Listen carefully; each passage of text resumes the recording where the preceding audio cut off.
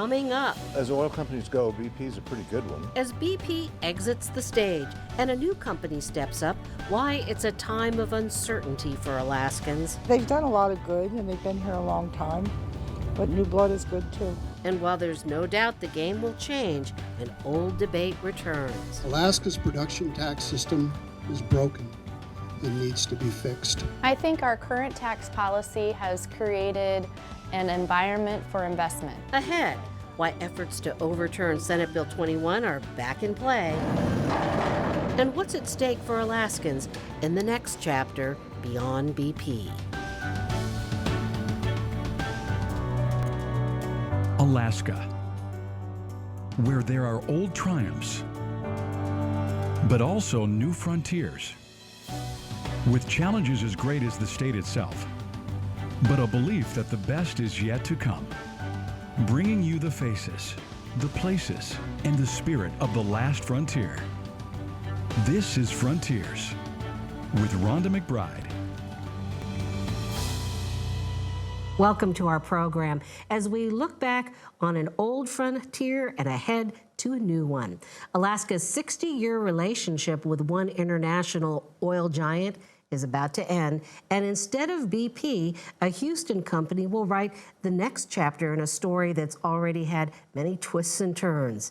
It's a $5.6 billion deal in which Hilcorp will gain control over BP's North Slope fields and other holdings in Alaska. For many, it's hard to look beyond BP, but others say it's a good time to move on. There's a hint of sadness. Like its office building, BP has been a fixture in Alaska. I mean, I remember looking at the BP building growing up. BP has been such a strong supporter of Alaska in so many ways.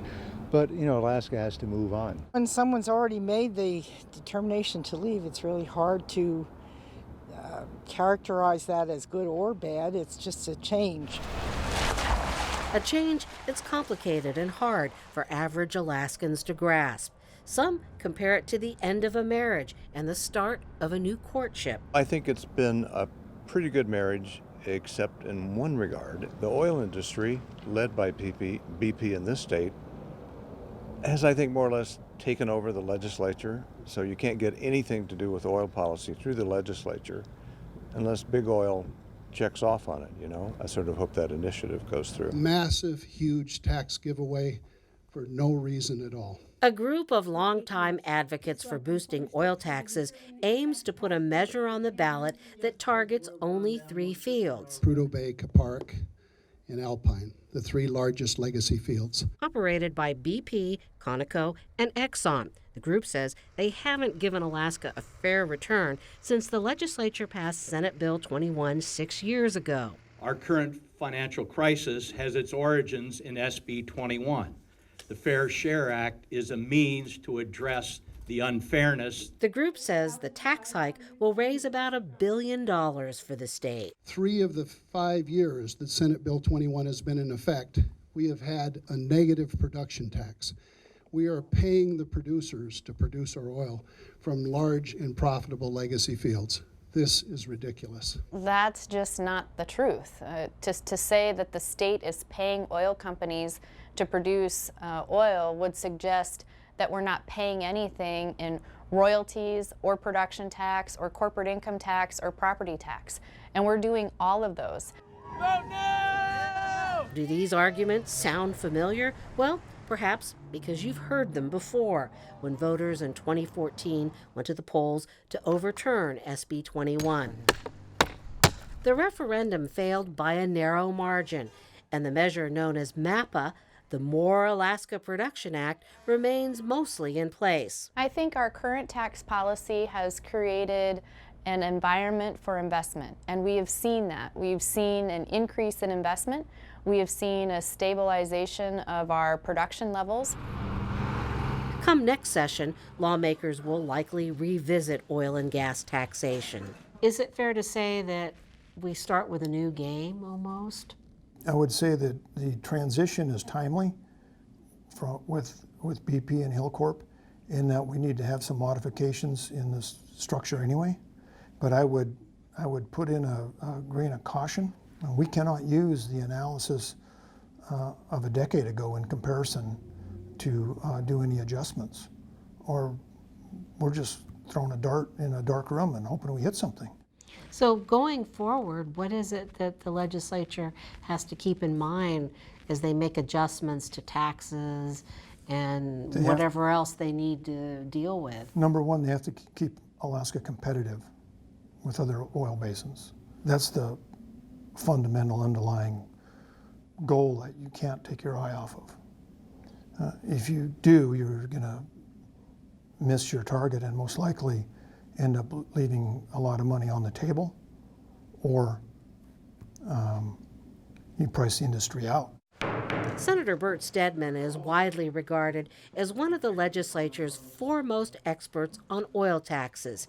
He studied taxation policies in countries all over the world. Do you believe that we've gotten our fair share in oil tax revenue? I believe that Senate Bill 21 was detrimental to the Treasury of the state of Alaska, in the tune of billions. But Stedman says the legislature has already fixed one of the main problems with SB 21, overly generous tax credits. The only reason we took out the cash credits is because we ran out of cash. Or we'd be still paying the cash credits. It was nuts. Chief executives of one of the oil companies basically tell me that with a big grin on his face. There are a lot of moving pieces to Alaska's tax policies. Each field is different, so sometimes making one adjustment in one area can have unintended consequences in another. There are basically four main components of what oil companies pay to our state: royalties, property tax, severance, and corporate income taxes. And that last tax is one that Hillcorp doesn't pay because it's under a different tax structure set up for smaller companies. If Alaska had a state income tax, Hillcorp would be required to pay that. But it doesn't. Since oil companies are allowed to keep their finances confidential, we don't know how much the state treasury would lose in corporate taxes if the Hillcorp sale goes through. By some estimates, it could be more than $35 million. Clearly, corporate income tax is going to take a hit. But Stedman says there are other levers of government to address this, and the state has to keep its eye on bigger prizes, like the per-barrel tax credit, which remains in place. What's the fair share is a good question. I don't think it could be answered today because there hasn't been a comparative to the other basins. Stedman says we might find out that we're not as competitive as we think. For now, he's not sure if he supports the Fair Share initiative, but says if it passes, it will make more information available. It's very difficult for the legislature to find the sweet spot because of tax structure. Not only is there the lack of information, but all three companies are different. So what you're saying is it's way more complicated than just raising taxes. Oh yeah, it's much, much more complicated and quite frankly very critical that we get it as correct as possible because it affects all Alaskans. And right now, with massive state budget cuts and fears about more next year, BP's departure has Alaskans nervous. For Alaskans who don't follow the day-to-day strategies of oil companies, it's kind of like a big splash of cold water in the face. It shouldn't be, but it's probably a surprise. You know, BP's a household name in the state.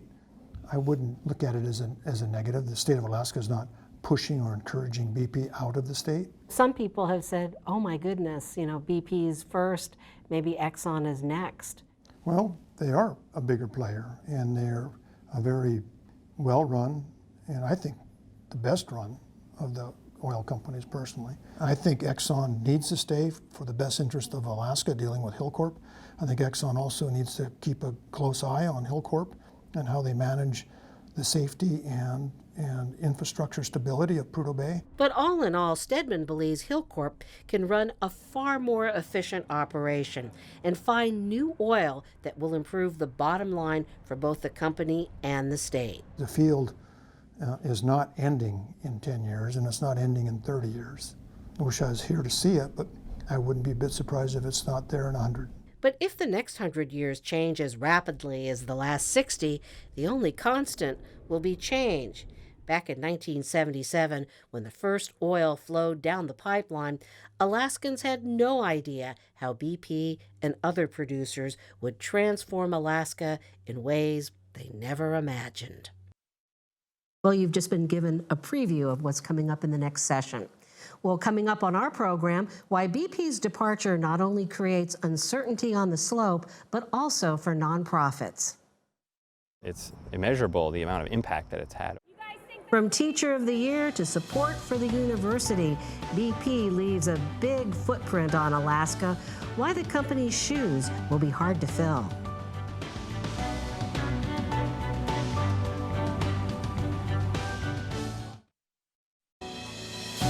Many nonprofits in Alaska are understandably nervous about BP's exit from Alaska.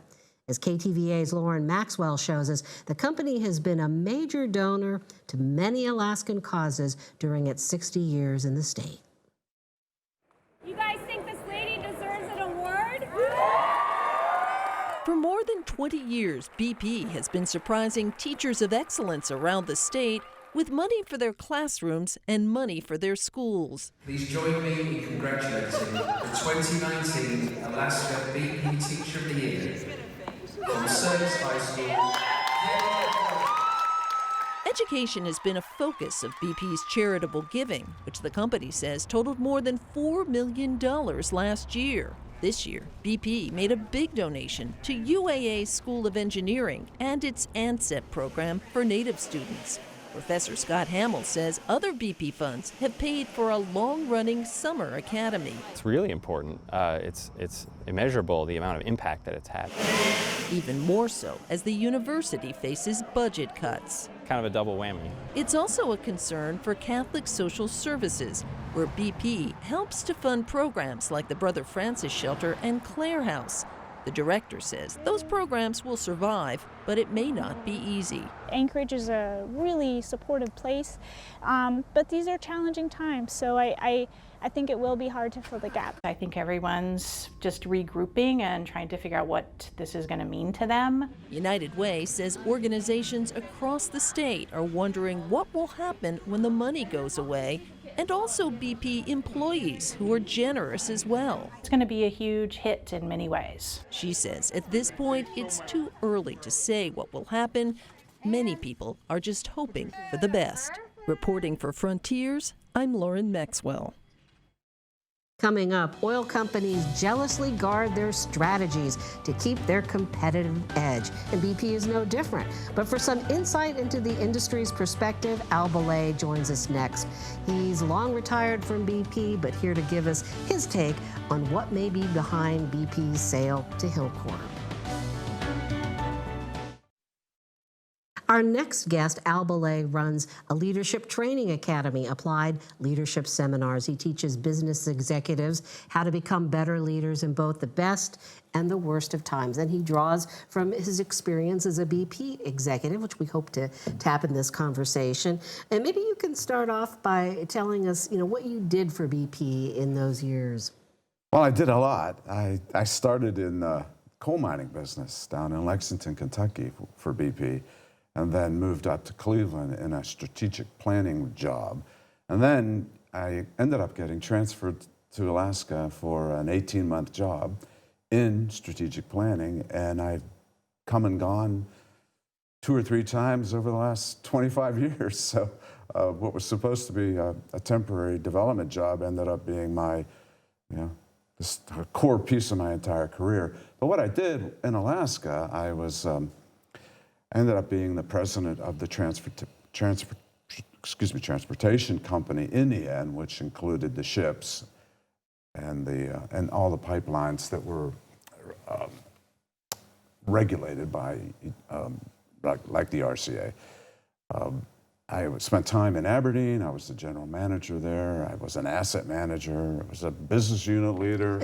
All sorts of titles that only make sense for people who work in oil and gas But in other words, companies. but you are an insider with a deep perspective of how companies like BP think. And, many Alaskans are surprised that BP is leaving, but insiders say we shouldn't be.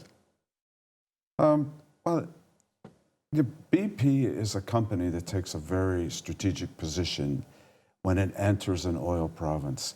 It doesn't come in as a short timer. It comes in, takes a long position, explores, develops, invests in the community. I mean, we all feel BP in Alaska. They're woven into the fabric of the state. That's the way BP goes into every region. And the relationships that the communities build with the company, those are the relationships that forms BP's expectation of the future.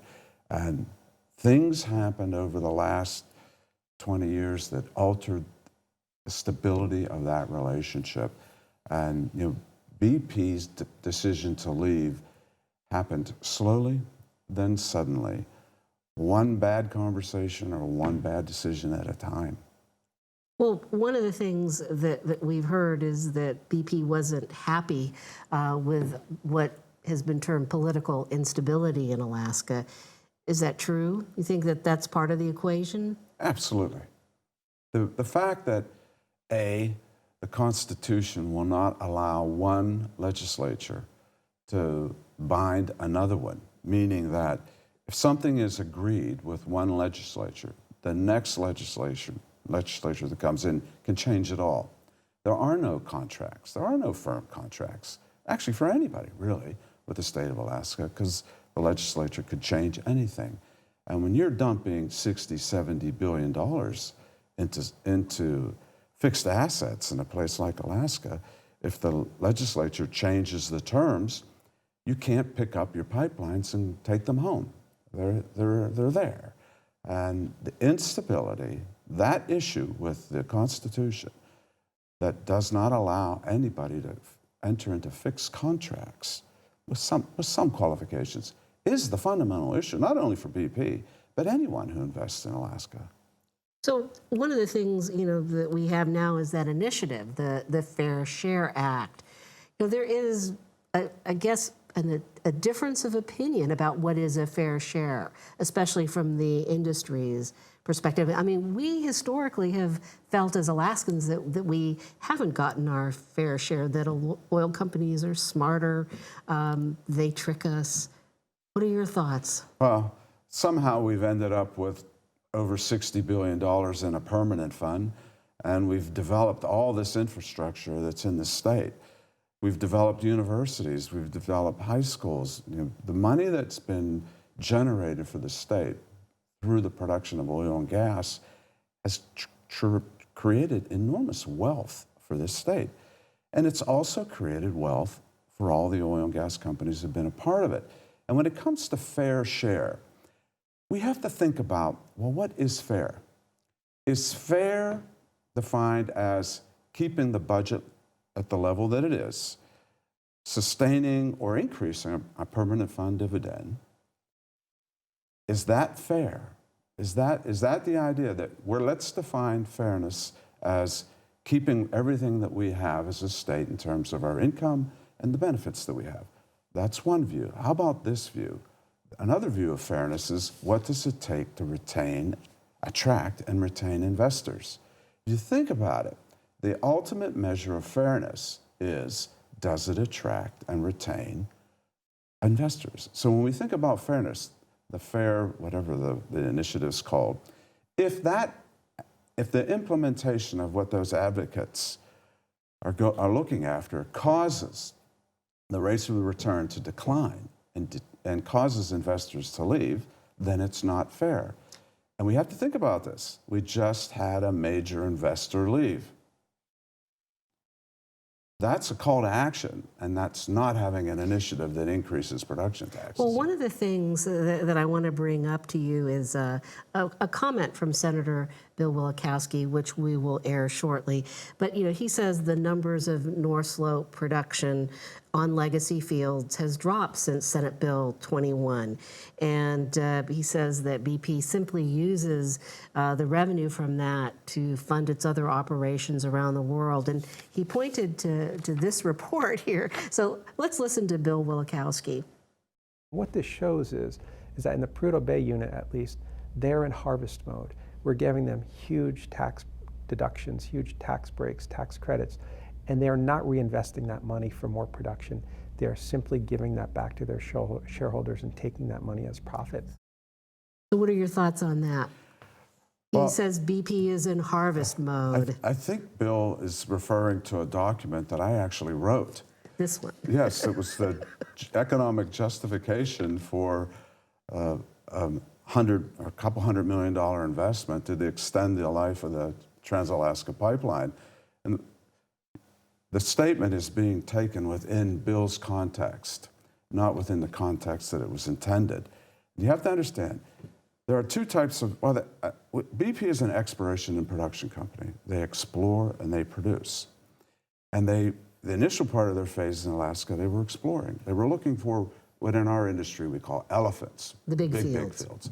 Not rabbits, which are small fields. Elephants were big fields. Once they explore and discover, then they go into a production phase, which is an enormous amount of money to build infrastructure, drill wells. And BP's, in the comment that he's looking at that I wrote, the reference is that BP, their focus in Alaska was production. We wanted to maximize the production from the existing field. That's where BP's focus was. Prudhoe Bay was sanctioned for expected recovery of some 9 billion barrels. I think the latest numbers are about 14 billion barrels. What BP did was BP invested their free cash flow in areas around the world, but they also invested it in making sure that they got the most out of the Prudhoe Bay oil field. It's billions of dollars. As a matter of fact, if we think about it, there have been more barrels really discovered within the Prudhoe Bay field from BP's exploitation and investment in recovery than anywhere else in the entire state of Alaska. Well, before we go here, I want to look ahead to the new oil company that we are about to court here, Hilcorp, and Jeff Hildebrand is pretty much the guy that runs this outfit, and opposed to BP, which is a big corporation with many more people in the decision driving seat. What can we expect? I mean, one thing I've heard is that Jeffrey Hildebrand gave employees 1 year each a $100,000 bonus, every single employee. That's kind of interesting. My ears perk up over that. Well, I don't know Hilcorp, and I don't know Jeff. I do know Hilcorp's drilling manager, and he's a fine person. And if the rest of the employees at Hilcorp are at that guy's level, then we're lucky to have them here. I mean, Hilcorp is apparently a smaller company than BP, and I would expect that they may look at investment opportunities in Alaska differently than BP, and they may spend more money on some areas than BP would have spent if they stayed here. Thank you, Al Belay. Well, we did a quick sweep of a buffet of complicated issues, not easy to digest in one show, but we hope to revisit this transition on the North Slope in a future Frontiers. Thanks for joining us. We'll see you next week.